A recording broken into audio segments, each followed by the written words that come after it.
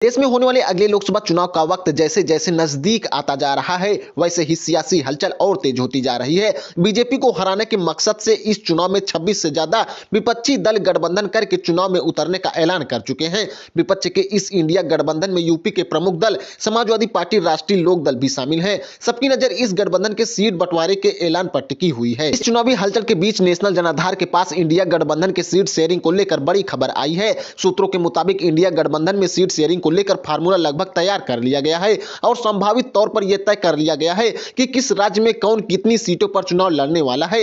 लोकसभा में सबसे ज्यादा सीटें यूपी में है और यह भी कहा जाता है कि केंद्र की सत्ता की सीढ़ी यूपी से होकर जाती है। ऐसे में उत्तर प्रदेश का महत्व और बढ़ जाता है। सूत्रों के अनुसार उत्तर प्रदेश की 80 सीटों में से कांग्रेस को 8 से 10 और समाजवादी पार्टी को 65 और अन्य स्थानीय घटक दलों को 5 से 7 सीटें दी जा सकती है। इन अन्य स्थानीय घटक दलों में जयंत चौधरी की आरएलडी भी शामिल है। समाजवादी पार्टी के मुखिया अखिलेश यादव कुछ दिन पहले ये बात भी कह चुके हैं कि सपा यूपी में 65 सीटों पर चुनाव लड़ेगी और बाकी सीटें अन्य साथी दलों के लिए छोड़ देगी। हाल ही में मध्य प्रदेश विधानसभा चुनाव में सीटों को लेकर कांग्रेस और सपा में हुए घमासान और फिर चुनावी नतीजे में कांग्रेस की हार से समाजवादी पार्टी की दावेदारी और मजबूत हो गई थी, जिसका असर सीट बंटवारे में देखने को भी मिलेगा। वहीं उत्तराखंड की बात करें तो यहां सभी 5 सीटों पर कांग्रेस चुनाव लड़ सकती है। हालांकि सपा ने उत्तराखंड में 2 सीटों की मांग की है। लोकसभा चुनाव में कांग्रेस देश भर में कुल 320 से 330 सीटों पर चुनाव लड़ सकती है। इनमें करीब 250 सीटें ऐसे राज्यों में है